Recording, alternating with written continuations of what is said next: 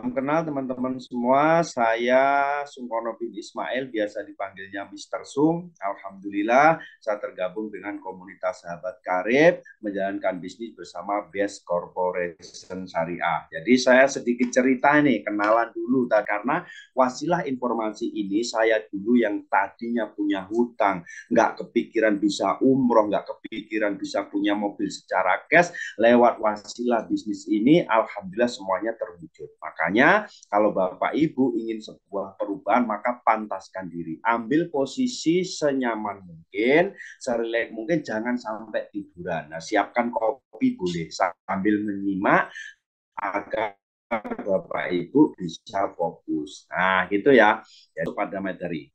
Nah, jadi untuk teman-teman saya ucapkan apresiasinya setinggi-tingginya kepada teman-teman yang baru pertama kali hadir di sini, perhatikan betul. Nah, ya udah, setelah di awal langsung ditanya bagaimana keadaan keuangan Anda saat ini. Gini ya Bapak Ibu, terutama yang baru pertama kali hadir, saya nggak ngerti nih teman-teman bisa hadir di sini tadi gimana ceritanya. Nah, mungkin ada yang diundang, di-share sama temennya melalui online, atau bahkan diundang sama orang yang belum pernah ketemu, belum pernah kenal. Jadi baru ketemunya di WA hari ini, kemudian mendapatkan link ini dan bisa masuk di Zoom ini. Tapi yakini itu semua bukan suatu kebetulan, itu semua adalah kehendaknya Allah, atas izinnya Allah, atas takdirnya Allah. Dan maka Bapak Ibu silahkan berpikir positif karena Allah sesuai prasangka hambanya. Kalau prasangkanya baik, insya Allah hasilnya juga baik. Nah, saya akan sampaikan, nih, bagaimana keadaan keuangan Bapak Ibu saat ini nggak usah dijawab, cukup diresapi dalam hati masing-masing. Tapi intinya begini Bapak Ibu,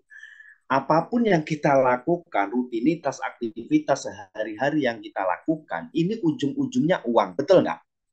Betul nggak? Coba jawab. Yang baru pertama kali hadir mengikuti seperti ini, jawab di kolom komentar. Apapun aktivitas yang kita lakukan, ini ujung-ujungnya duit. Betul nggak? Nah, nah, betul. Pasti betul. Nah, betul Bang. Mau dimulai dari bangun pagi, berangkat pagi, pulang malam, kaki buat kepala, kepala buat kaki, ujung-ujungnya duit. Betul nggak? Sampai kalau di Jakarta ini bermacet-macetan, sampai merantau dan lain sebagainya, ujung-ujungnya duit.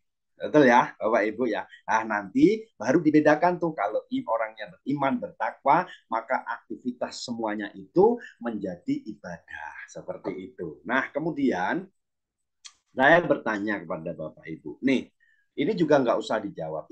Bapak Ibu masuk kategori yang mana? Tidak memiliki hutang, atau kategori Bapak Ibu sekarang ini lagi butuh tambahan penghasilan, atau jangan-jangan Bapak Ibu posisinya sekarang ini lagi banyak hutang dan banyak cicilan. Nah, tadi gini Bapak Ibu, apapun aktivitas kita yang kita lakukan setiap hari, ujung-ujungnya duit. Dan Bapak Ibu di sini bisa dapat duit banyak, bahkan sangat banyak. Tapi semua ada caranya, tergantung komitmen dan keputusan kita. Nah, sekarang saya ingin mengajak Bapak Ibu berpikir. Coba, misalkan, tampilin aja Kang Riza. Misalkan gini, Bapak Ibu coba sekarang pejamkan mata, coba pikirkan betul-betul. Kalau misalkan Bapak Ibu itu sudah punya penghasilan tetap, aset punya, motor, mobil, semuanya cash, bisa memberikan yang terbaik untuk anak, bisa mengumroh hajikan orang tua, bisa berangkat umroh bersama keluarga besar, bisa memberikan pendidikan yang terbaik untuk anak, terus bisa bangun rumah stafid, punya masjid, kita juga bermanfaat untuk banyak orang. Coba bayangkan, hidup yang seperti itu menurut Bapak Ibu yang hadir di sini enak apa enggak? Enak apa enggak? Jawabannya sudah pasti enak banget. Kenapa enak banget? Karena hidup yang seperti itu adalah impian semua orang. Betul nggak? Pasti jawabannya enak banget. Karena apa? Karena kehidupan yang seperti itu adalah impian setiap orang. Nah, masalahnya untuk hidup yang mapan seperti itu butuh 1 sampai 2 miliar. Ini nggak kayak ini butuh mewujudkan impian itu tadi. 1 sampai 2 miliar kebutuhannya yang kita perlukan.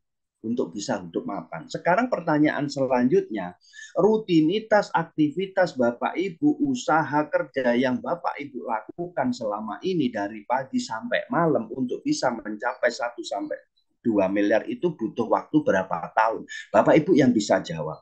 Atau minimal Bapak Ibu bisa lunas hutang bebas riba itu butuh berapa tahun untuk bebas hutang, benar-benar merdeka dari hutang.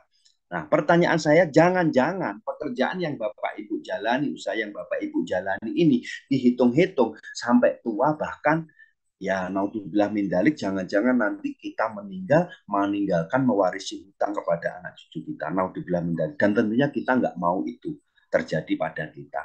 Maka solusinya mau nggak mau Bapak Ibu harus mencari solusi. Dan ada 3 solusi untuk mewujudkan itu. Solusi yang pertama, nih, bagaimana cara mewujudkannya? Nah, sebelum saya solusi, nih fakta yang terjadi. Nah, untuk menuju hidup mapan tadi kan butuh 1 sampai 2 miliar. Rata-rata orang tidak sabar. Betul nggak? Dan memang nggak betah. Akhirnya maksa beli motornya kredit, mobilnya kredit, rumahnya kredit, pancinya kredit, lemarinya kredit, kulkasnya kredit, semuanya kredit. Nah, kerjanya sebagai karyawan, gajinya bulanan. Hari ini gajian, besok sudah bingung karena apa? Dipotong pinjaman. Akhirnya yang terjadi gali lubang makin lama makin stres. Itu yang terjadi. Ini fakta. Bahkan naudzubillah min dzalik, orangnya sudah lulus, sudah pensiun, SK-nya masih belum lulus, masih tetap di bank. Bener nggak? Pasti bener jawabannya. Karena saya 12 tahun dulu mantan security di bank. Dan tentunya kita semua dan kita berdoa nggak maulah seumur hidup kita hanya habis untuk mikirin cicilan. Betul nggak Bapak Ibu? Lalu kemudian gimana kalau nggak kredit cara mewujudkannya? Nah, ini yang pertama. Cara yang pertama silakan.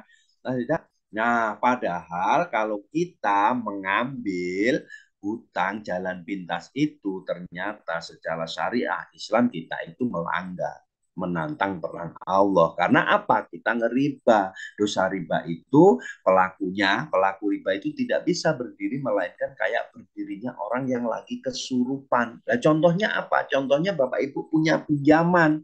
Hari ini sudah jatuh tempo, ditagih, diintimidasi, Bapak Ibu belum punya gambaran uangnya dari mana.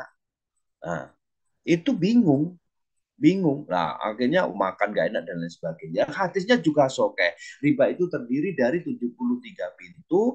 Pintu teringannya semisal seorang anak laki-laki menzinai ibu kandungnya sendiri. Naudzubillah. Di masyarakat kita kalau melihat orang berzina, apalagi dengan ibu kandung, langsung uh, viral dan itu pasti dicemooh, udah ini banget lah. Tapi kalau riba sudah menjadi budaya, seakan-akan itu tidak dosa dan menjadi hal yang biasa. Betul nggak? Nah, maka bismillah, mulai detik ini, yuk Bapak Ibu yang baru hadir, niatkan dalam hati betul-betul, ya Allah, mulai detik ini saya tidak akan mengambil akad riba lagi. Lah, yang masih berjalan gimana? Ya diselesaikan pelan-pelan, pasti akan Allah kasih jalan gitu. Nah, solusinya untuk mewujudkan impian dengan tidak mencicil atau tidak ngangsur lagi. Solusi yang pertama, Bapak Ibu bisa menabung. Bisa menabung. Nah, ini sebagian orang bisa dengan menabung, bisa mewujudkan impian dengan menabung, bisa beli motor, bisa dengan menabung bisa beli mobil. Tapi hanya sebagian orang, kebanyakan orang ini nggak bisa nabung ini. Contohnya, Bapak Ibu bisa nabung 1 juta 1 bulan.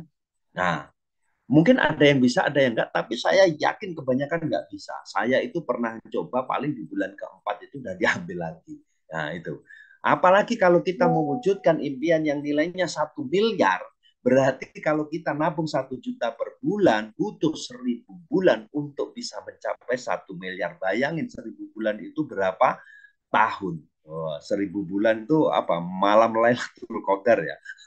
1.000 bulan. Nah, misalkan untuk biar cepat nabungnya ditambahi 5 juta sebulan. Nah, misalkan Bapak Ibu nggak bisa paksain bisa gitu. 5 juta per bulan berarti setahun sudah ngumpul berapa? Nah, bisa dilanjut ke slide-nya Kang Risa. Biar tampil teman-teman, biar paham. Nah, nih, kalau nabungnya 5 juta per bulan berarti 1 tahun 60 juta. 30 tahun 1,8, tapi 1,8 nilainya juga udah beda. Nah, faktanya kebanyakan nih menabung bukan jadi solusi.